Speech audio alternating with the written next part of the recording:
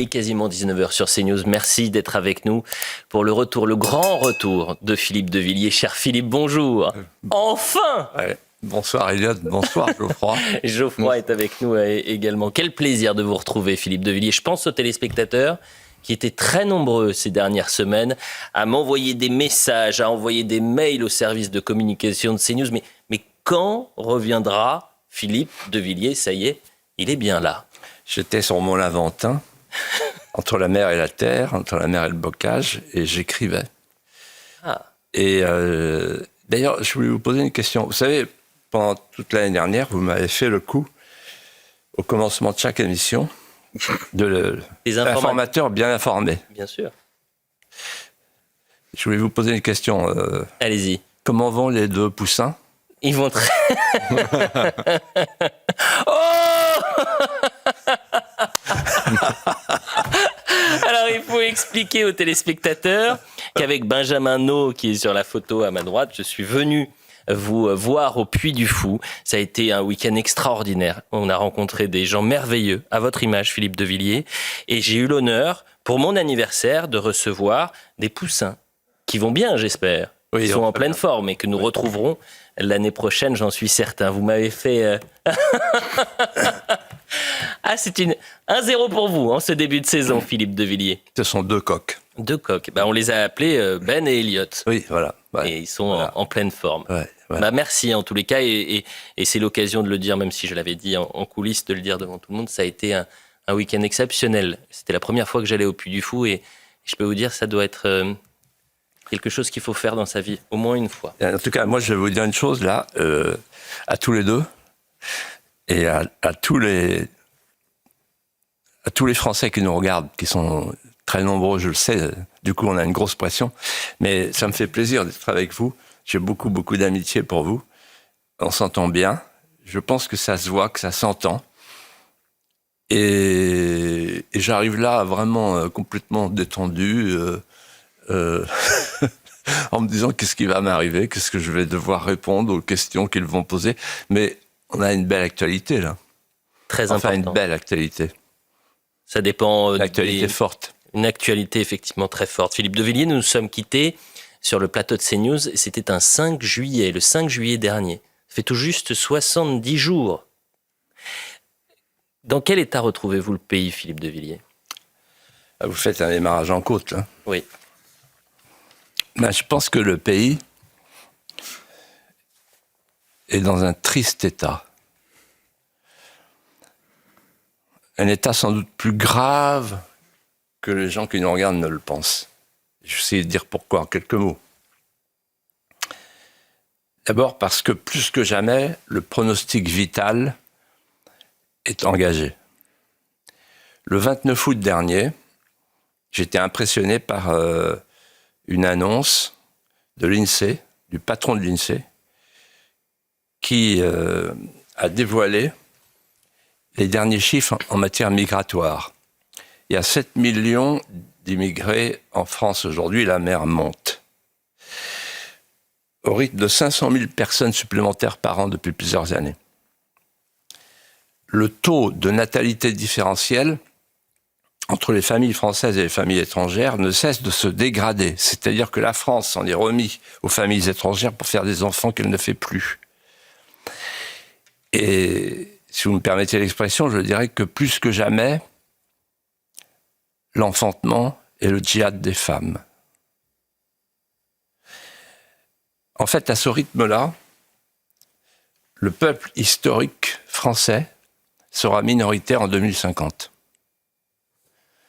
Quand je dis que le pays est en triste état, évidemment, je pense aussi aux œuvres vives, aux œuvres mortes dont j'avais déjà parlé, qui tiennent la carène du paquebot France et qui sont en péril. Le paquebot coule doucement. Nous sommes sous la ligne de flottaison.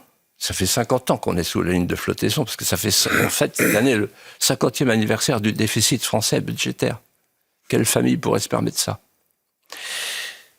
Et on peut même parler de sabordage. Quand on voit Bruno Le Maire qui fait un cocktail pour trinquer à la lame de glace dans la coque, on se demande où ils ont la tête.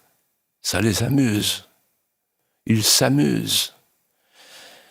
Jean-Luc Tavernier, le patron de l'INSEE, dans Les Échos, dit ceci, ça m'a beaucoup frappé: le climat des affaires s'est effondré en juillet. La dette est déclarée aujourd'hui par tous les spécialistes insoutenable. Cette expression a un sens. Ça veut dire que vous, moi, on doit 47 000 euros par personne, par habitant. Qui va payer? Pas nous. Nos enfants, nos petits-enfants.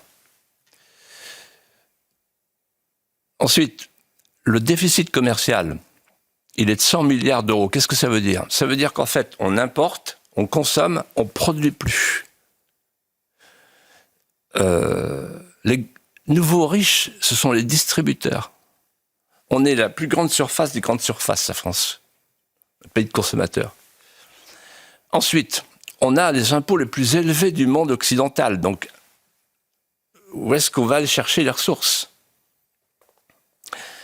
Et enfin, alors là, c'est vraiment pathétique. Quelle humiliation. La France fait l'objet d'une procédure de déficit excessif à Bruxelles. Donc, il n'y a qu'une solution pour rétablir les comptes: trancher dans le vif. Rétablir les comptes, ça veut dire faire un effort colossal qui est tout à fait contradictoire avec les propositions de la plupart des partis politiques pour en rajouter, pour vider les caisses un peu plus. Et puis enfin, je dirais que j'ai déjà utilisé cette expression, mais elle est plus vraie que jamais: les murs porteurs s'effondrent. Et quand les murs porteurs s'effondrent, la maison s'écroule.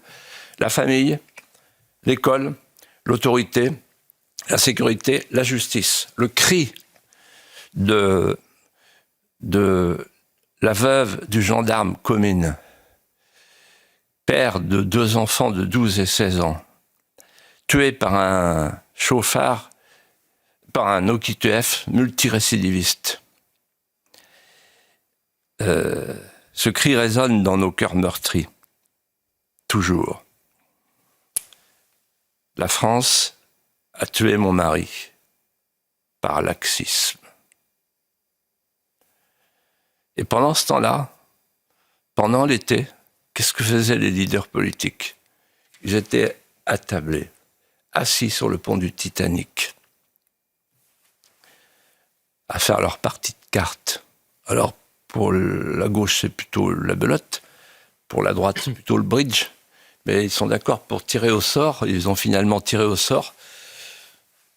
Un d'entre eux, pour tenir la barre, ils ont pris un skieur de fond. Bon, ça peut marcher. Peut-être qu'on en parlera. Et pendant ce temps-là, on a le Mozart de la finance qui joue de la flûte au Havre avec Édouard Philippe. On a l'impression que tout ce monde-là continue à jouer. Il s'occupe d'eux. Il ne s'occupe pas de la France. En tout cas, pas assez de la France. La France, aujourd'hui, elle réclame des mesures de salut public pour survivre. Vous avez abordé justement le sujet Michel Barnier. Il est donc, vous le savez, le nouveau Premier ministre. Ses premiers pas à Matignon ont été bien accueillis par les Français. Mais avant de parler de l'homme politique, revenons sur l'homme, Philippe de Villiers, l'homme que vous connaissez bien. Qui est Michel Barnier, Philippe de Villiers? Alors, je vais d'abord dire que j'étais comme vous, sans doute, et comme tous les Français qui nous regardent, soulagé. Parce qu'on a failli avoir un croque-mitaine de la Mélenchonie, quand même. Et quand vous cauchemardez et que vous vous réveillez le matin, vous êtes prêt à manger des nouilles. En fait, j'ai regardé la passation de pouvoir. Elle m'a beaucoup frappé, c'était un chef-d'œuvre. Il y avait tout. L'Ancien Monde, le Nouveau Monde, la presse a dit tout ça, mais je vais aller plus loin. Avec quelques images. On avait un jeune Mirliflor de Saint-Germain, un communicant, et on avait un marathonien des neiges. Et quand ils ont commencé à parler, on avait l'impression d'avoir un caniche d'appartement qui jappait dans les jambes du chien d'avalanche lesté de gravité dans le Petit Saint-Bernard. Je connais très bien Michel Barnier.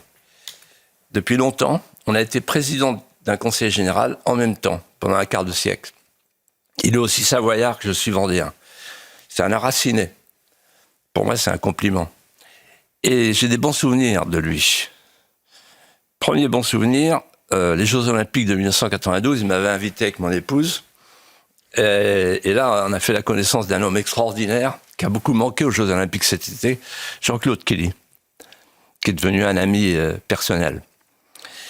C'était un grand succès, les Jeux Olympiques de 92. C'est Michel Barnier et Jean-Claude Kelly.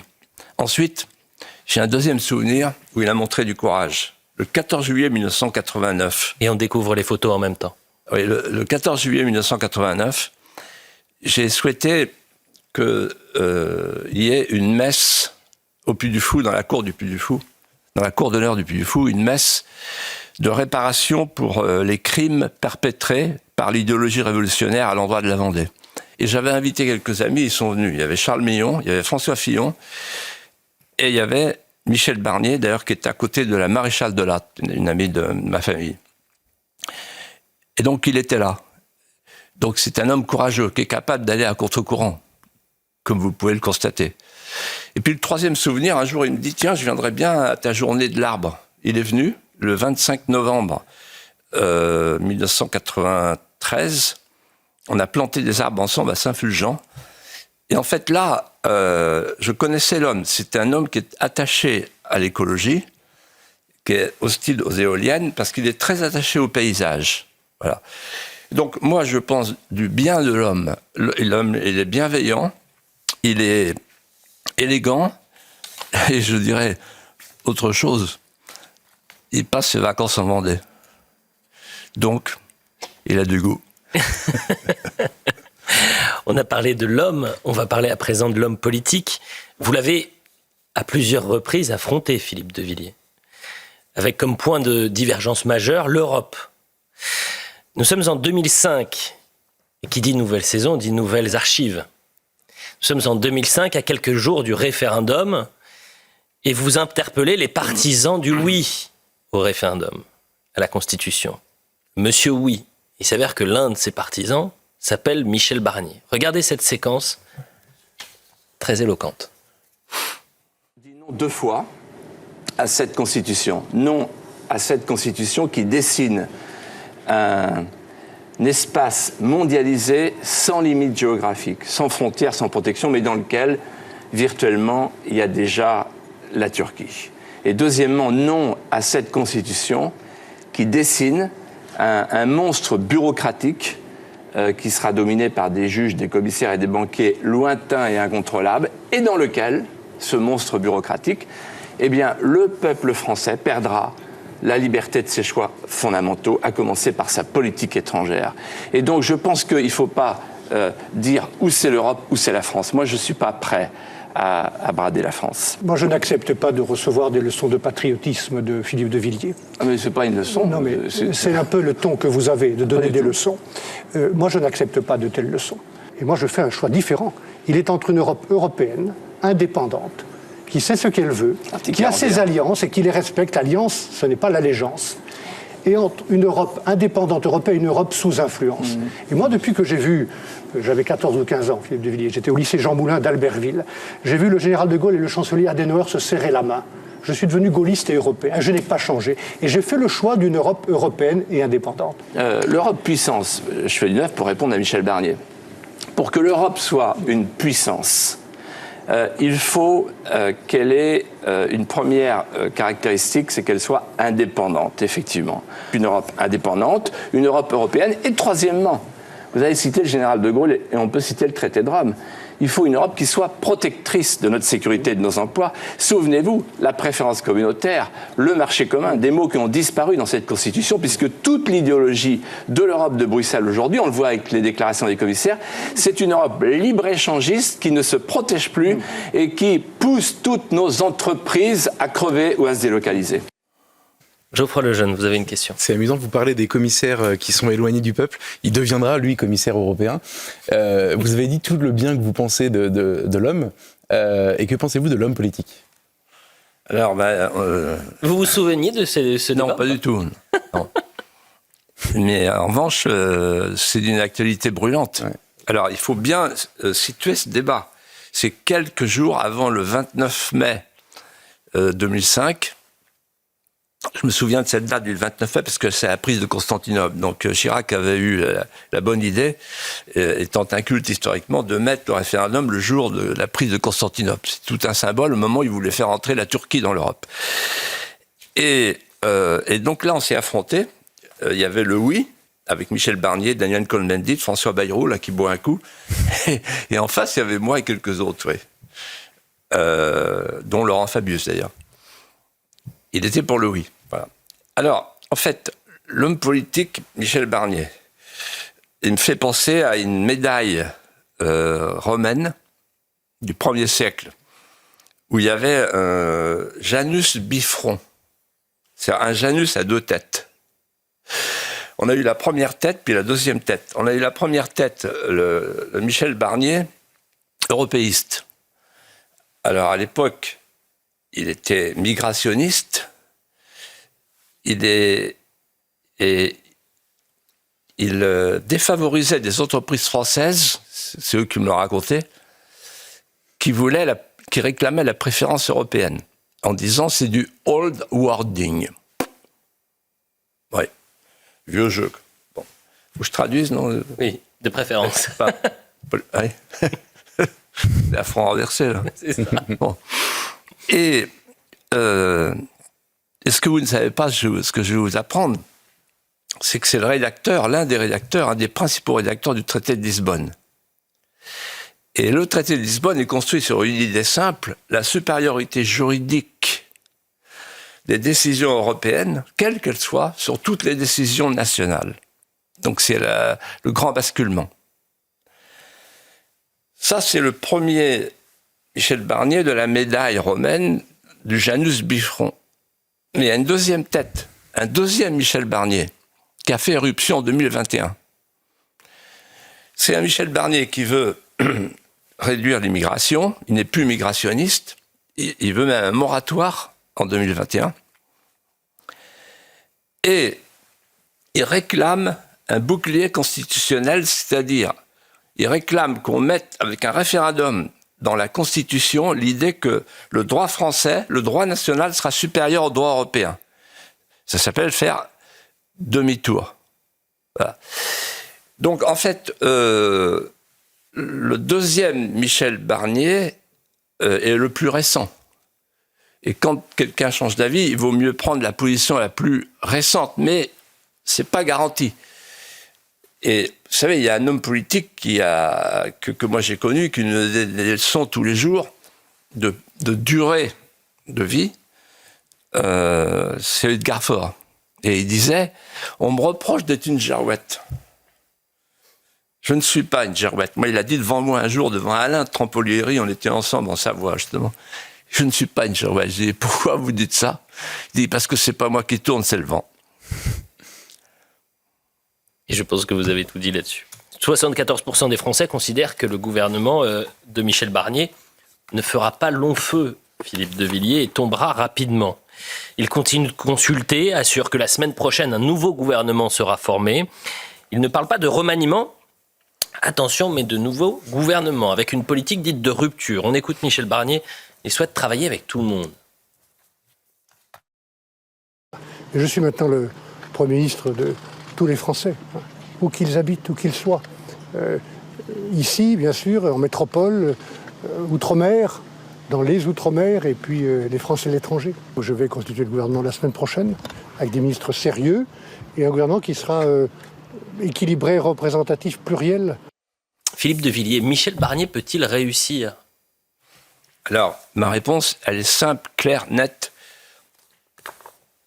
Il faut souhaiter qu'il réussisse. On ne va pas prendre du retard. Les problèmes sont trop graves, je l'ai dit il y a un instant.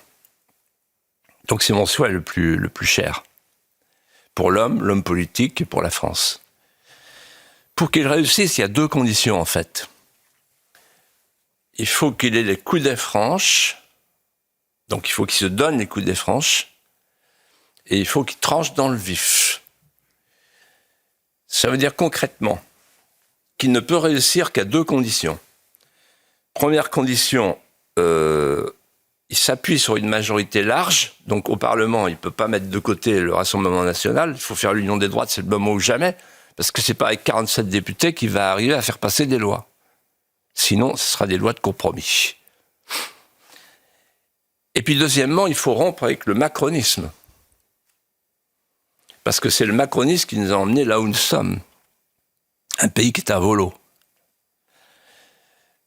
Le problème de Michel, c'est qu'il est coincé par le haut, par le bas et par le milieu. Donc il faut qu'il se décoince. Pardon de parler comme ça. Alors il est coincé par le haut. Pourquoi ? Parce qu'il y a un président de la République. Les institutions de la 5e, moi je me souviens, parce que quand j'ai cohabité dans le gouvernement de Jacques Chirac, on a vu comment le président de la République reste le président de la République. Il y a un domaine réservé, il y a des pouvoirs partagés. Ce sont nos institutions, l'article 5, l'article 20. Un qui préside, l'autre qui gouverne, mais n'empêche qu'en politique étrangère, etc., tous les jours, il y a des occasions de conflit. Je me souviens des ordonnances que Chirac voulait prendre, et il n'a pas pu, parce que le président s'y opposait. Surtout que le président, il va devenir une puissance tribunicienne. Il va s'appuyer sur le peuple, comme il a fait hier, il va faire les poignées de main, et la popularité que Barnier aura, ça sera une transfusion sanguine. Malin. Deuxièmement, l'usage depuis Sarkozy, c'est que le Premier ministre soit un collaborateur. Souvenez-vous, Sarkozy disant Fillon est un collaborateur. Un collaborateur qui va se mettre à son compte, qui va ouvrir son pas de porte. Et puis enfin, et surtout, il y a le tempérament du chef.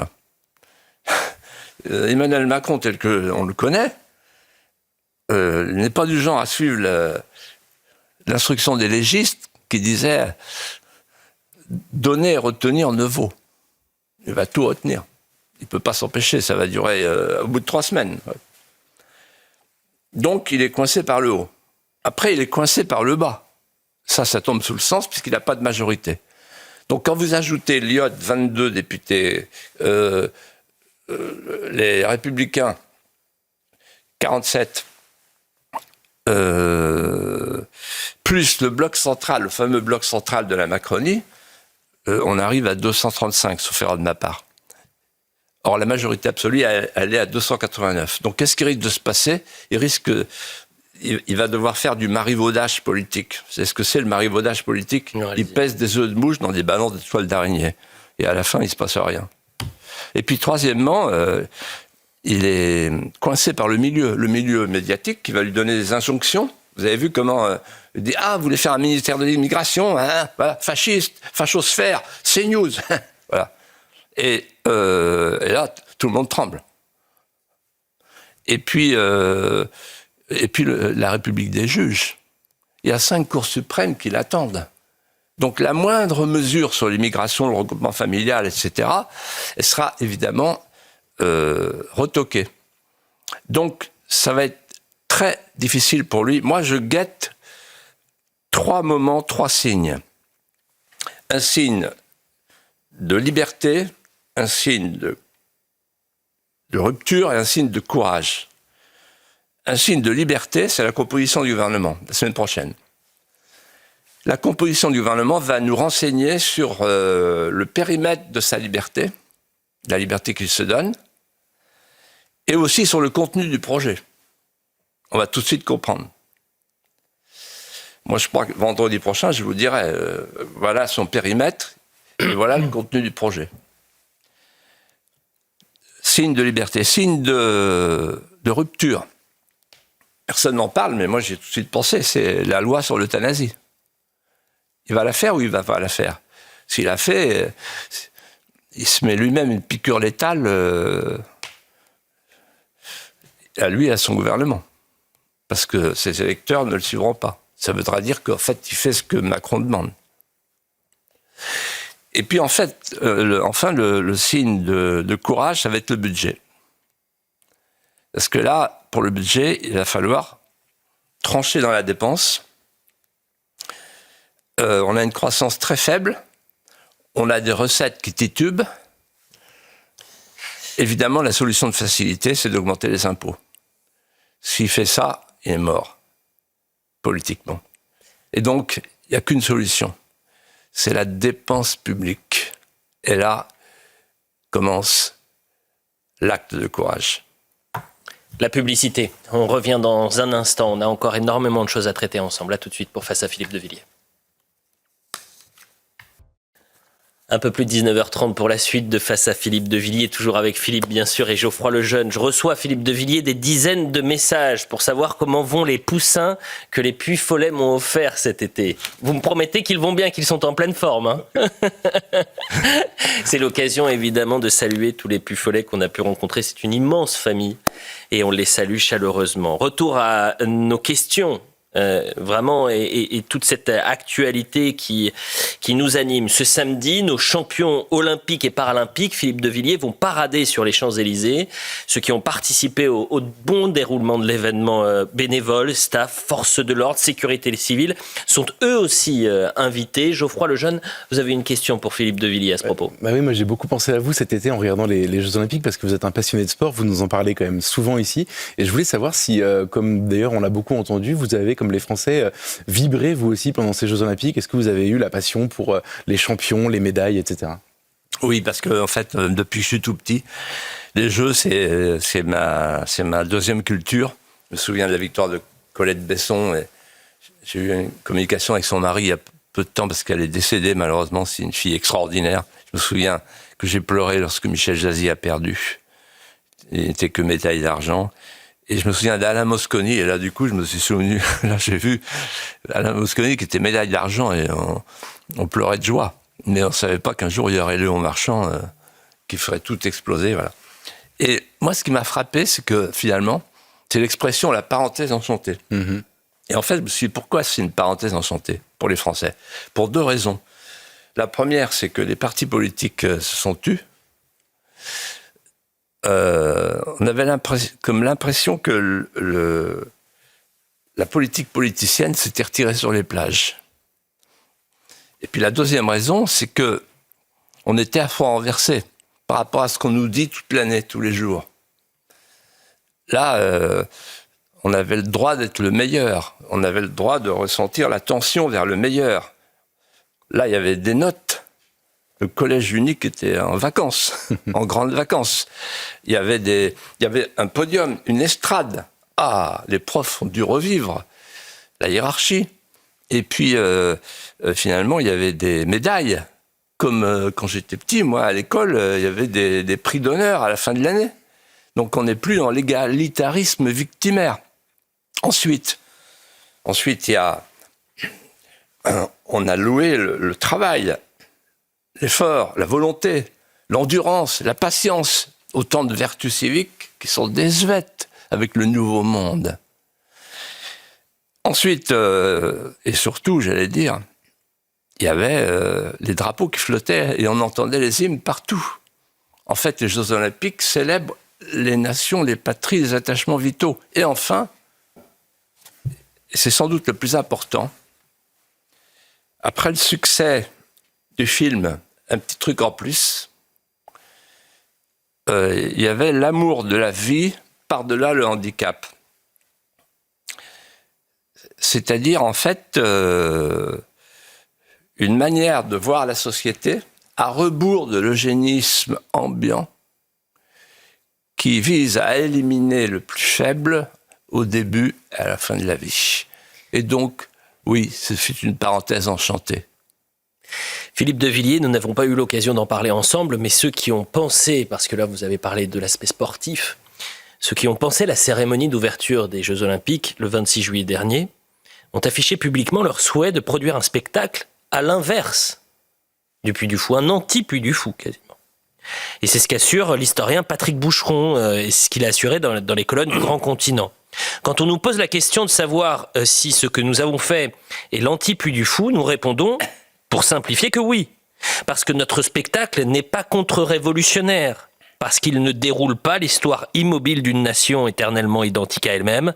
Parce qu'il prend le pari d'une histoire en mouvement. Geoffroy Lejeune. Moi, ça fait 2 mois que j'attends de poser cette question. Qu'est-ce que vous avez à lui répondre ? D'abord, il faut rafraîchir la mémoire des téléspectateurs, parce que c'est loin maintenant. Je retiens quelques images sous vos yeux. D'abord, image qui a beaucoup choqué, la scène parodique avec les drag queens qui festoient et qui profanent le tableau célèbre du dernier repas fondateur d'une civilisation. On se permet ça avec le christianisme. Ils se sont permis ça, Macron et toute sa bande. Thomas Joly, Patrick Boucheron, le Collège de France, toutes nos élites. C'est amusant. Hein. Moi, ça ne m'a pas fait rire. Ensuite, Marie-Antoinette, décapitée, la tête dans les mains, le sang qui dégouline dans la Seine. On légitime de faire une Samuel Paty pour celles et ceux qui entravent la marche de l'histoire révolutionnaire. Et on légitime le féminicide pour la jante résiduelle des femmes de l'ancien temps. C'est horrible. Et puis alors, on passe au grotesque. Aya Nakamura, qui sort de l'Académie française, avant probablement d'y rentrer compte tenu de sa langue, et qui fait chanter Tcha-Tcha, Tcha-Tcha, à la garde républicaine, qui se contorsionne dans une danse du ventre pour célébrer la pluie qui tombe à grosses gouttes. C'est primitif, c'est somptueux, c'est la nouvelle France, la post-France. Alors vous me demandez ce que je dis à Patrick Boucheron, monsieur le professeur du Collège de France. Je voudrais vous dire merci. Merci parce que vous vous êtes vous-même défini, comme Eliot vient de le rappeler, comme un contre-modèle, un anti-modèle, avez-vous dit, un anti-Puy du Fou. Et ce faisant, vous avez rendu hommage au modèle, aux yeux de beaucoup de gens qui ne nous connaissaient pas, et qui sont venus ou qui vont venir en disant « Mais c'est quoi ce fameux modèle qu'on a voulu contrarier ?» Et donc vous avez érigé le Puy du Fou en une référence matricielle de l'hymne à la France de toujours. En fait, quand on voit les millions de gens qui viennent au Puy du Fou, on se dit la chose suivante. Le Puy du Fou est désormais, c'est une fierté, et je le dis avec beaucoup d'émotion, le Puy du Fou est devenu un des hauts lieux de la mémoire vivante du dépôt millénaire. Monsieur Boucheron, la multisénie qui nous a été administrée par vos soins, elle affichait l'allégorie de nos abaissements. La post-France que vous avez voulu représenter, elle ne va plus chercher ses prosopopées, ses romances dans nos souvenirs. Elle plastronne et s'affuble d'un mépris somptueux et grinçant de ce pourquoi on a tant aimé la France dans le monde. Et simplement, je voudrais vous dire ceci. Ne salissez pas ce que vous ne comprenez plus. Cessez de déposséder le peuple français de son passé, de son patrimoine, de ses héritages. Nous voulons vivre, nous voulons survivre, nous voulons vivre dans la fierté de ce que fut la France, pour que nous puissions dire à nos enfants, à nos petits-enfants, soyez fiers d'être français. Philippe de Villiers, une dernière question, puisque dans les colonnes du Monde, ce jeudi, Thomas Joly, le réalisateur, a une nouvelle fois pris la parole concernant cette cérémonie. Cette séquence, pose le journaliste, comme celle du drag queen ou du chanteur Philippe Catherine, nus en Bacchus, ont choqué. Cette cérémonie d'ouverture se voulait-elle politique ? pose comme question le journaliste à Thomas Joly. Voilà sa réponse. Bien sûr que c'était politique, même si je ne fais pas de prosélytisme. Ma mission était de dire qui nous sommes. Dans tous les tableaux apparaissaient des corps différents, de la diversité des femmes et des hommes maquillés ou costumés. Le théâtre était partout. La question des genres également. Les rois français se poudraient et portaient des talons. Jeanne d'Arc, une des plus grandes travesties de notre histoire, n'a-t-elle pas été condamnée parce qu'elle était vêtue en homme? Notre culture est faite de cette fluidité de genre. Geoffroy Lejeune. Juste avant de poser ma question, je voudrais juste préciser une chose que personne n'a dite, c'est que sur le fond, c'était un anti-Puy du Fou. Sur la forme, il y avait beaucoup d'emprunts au Puy du Fou. On sentait une forme d'obsession. Ils vous ont piqué beaucoup de choses. Le piano qui s'enflamme, les rails sur la scène, etc. Et au-delà de la question formelle, qu'est-ce que vous répondez à cette déclaration de Thomas Joly? Alors d'abord, je vais vous faire une confidence. J'ai le temps, non? On a quelques minutes. Il nous reste 8 minutes. Hein? 8 minutes. Bon. Un jour, avec Laurent Albert, mon ami Laurent Albert du Puy du Fou, et l'équipe du Puy du Fou, il me dit, on t'emmène avec nous, on va voir Starmania. Et moi, ça m'amusait de voir Starmania. C'est la reprise de Starmania. J'aurais voulu être un artiste. Vous avez la voix Donc pour le faire. j'y vais, j'étais de bonne humeur. On était bien placés. Mais moi, j'ai dit incognito, je ne veux voir personne. Et puis, juste avant que ça commence, on voit arriver 3 personnes vers nous, que je ne connais pas, évidemment. Et il y en a un, le plus jeune, qui me dit « Oh là là, Philippe de Villiers, incroyable, vous êtes là, merveilleux, etc. On est touché, on est honoré, etc. Et si vous saviez, vous êtes mon modèle. J'y vais tous les ans, je vais voir la Ciné-Chénie, le Grand Parc, tous les ans, je vais voir le Puy du Fou. C'est vraiment notre modèle. Vous êtes la figure idéale. » Et là, il s'en va, le spectacle commence, et j'ai dit à Laurent Albert, c'est qui? Thomas Joly. Donc effectivement, il y a quelques emprunts, il y a le cheval sur l'eau, le piano, etc. Bon, voilà, mais peu importe. Non, je voudrais lui dire ceci. Sans acrimonie, mais après avoir entendu le papier d'Eliott, puisqu'il parle des droits de l'homme. Il a que ce mot à la bouche. Au nom des droits de l'homme, devenus les droits de l'homme de sable de la société liquide, vous avez, vous et vos amis, amputé une population, une nation, de l'acquis le plus précieux des vieux peuples, le droit à la continuité historique, le droit pour chacun d'entre nous d'aller chercher dans les siècles passés les mélodies manquantes. Et puis j'ai vu que vous aviez sali Jeanne d'Arc en la traitant de travestie. Ça m'a rappelé un dialogue. J'ai vu Pierre Chaunu pleurer un jour dans mon bureau. Il était comme ça. Elle me dit, il faut parler de Jeanne d'Arc, Philippe. Et il s'arrête, il se met à pleurer. Je dis, pourquoi vous pleurez? Il dit, parce que je repense à ce que dit le grand historien chargé, qui était en charge de la chaire de la Révolution française, communiste, Georges Lefebvre, historien communiste.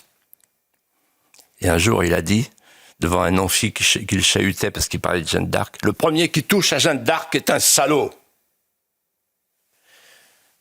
Et donc, en vous entendant, je repense à ce dialogue, et j'ai vu Pierre Chaunu, je l'ai pris comme ça par l'épaule, et il m'a dit, vous savez Philippe, Jeanne d'Arc, c'est le plus beau trait d'union que l'histoire ait jamais inventé entre le ciel et la terre. Touche pas à Jeanne d'Arc. C'est sacré. Monsieur Thomas Joly, pensez ce que vous pensez, pensez ce que vous voulez, pensez comme vous voulez, dans votre petit cercle. La France, elle pense autrement. La France, elle veut la France. La France, elle pense que la France n'est pas la France de l'instant de demain qui mange l'instant d'avant. La France, elle n'est pas dans ces petites lubies. La France, elle est dans le temps long. La France, elle durera plus longtemps que vous et vos lubies. Philippe de Villiers, en pleine période des vendanges, vous souhaitez rendre hommage ce vendredi aux viticulteurs français. Cette année est une année particulièrement grave puisque le gouvernement a lancé un plan d'arrachage de 100 000 hectares dans toute la France. Pour donner un ordre d'idée aux téléspectateurs, 100 000 hectares, ça représente 10 fois la superficie de Paris. Philippe de Villiers, nos vignes brûlent et on regarde ailleurs. Oui, c'est une déchirure. On mutile la vigne, on ampute les illustres coteaux, le vignoble souffre, le vin saigne. La France pleure les hottes vides. Car le vin, c'est la France. La France immémoriale, des premières vendanges, des premiers millésimes. La France des vins de garde, des cépages légendaires. Cette France-là, elle vient de loin. C'est une France qui est contemporaine du grégorien, qui a été racontée par Grégoire de Tours, qui rapporte la scène fameuse de l'évêque vigneron qui, le coutelas à la main, accueille le jeune chef de Tournai et à qui se confie en lui disant ceci. La vigne était mon destin. J'étais fait pour y vivre. Elle m'a appelé. Je suis passé du vignoble des raisins pourpres de mon père aux vignes du Seigneur. Vous savez, Clovis, dans notre religion, le vin est biblique et même christique. En fait, depuis toujours, le vin est intimement mêlé au corps de la France. La vigne et les pampres ont tissé avec notre peuple une histoire commune. Le vin est un agrément français. Il ne s'agit pas d'une culture bachique.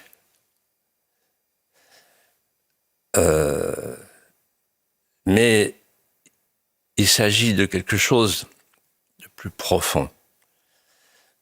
Depuis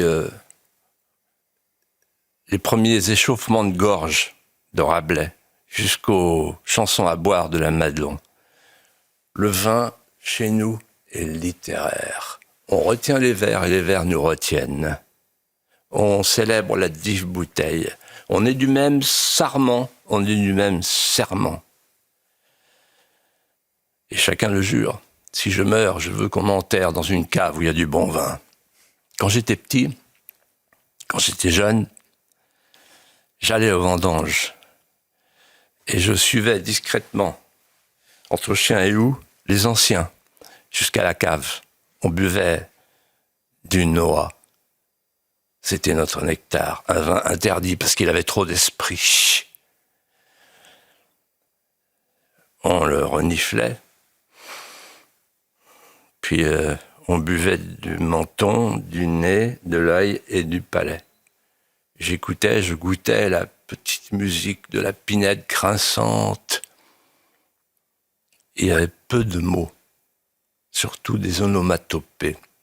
Et puis il y avait Eugène, le vigneron hors d'âge, qui faisait craquer ses genoux pour nous dire le temps qu'il ferait le lendemain, et qui remplissait nos verres, et qui énonçait une hypothèse qui convenait à la compagnie vieillissante. Je me souviens de ces mots qui portent la fin de ma vie. Il disait ceci: les gars, au chevet du vin, le temps s'endort. Alors, il se pourrait que quand on est à la cave, nous, les vieux, on vieillit moins vite. Voilà le secret de ma conservation. Avec modération, bien sûr. Un grand merci Philippe de Villiers pour cette première de la saison. Un grand merci à vous Geoffroy Lejeune. Merci, Philippe. On se retrouve bien évidemment vendredi prochain. Dans un instant, c'est l'heure des pros. À tout de suite.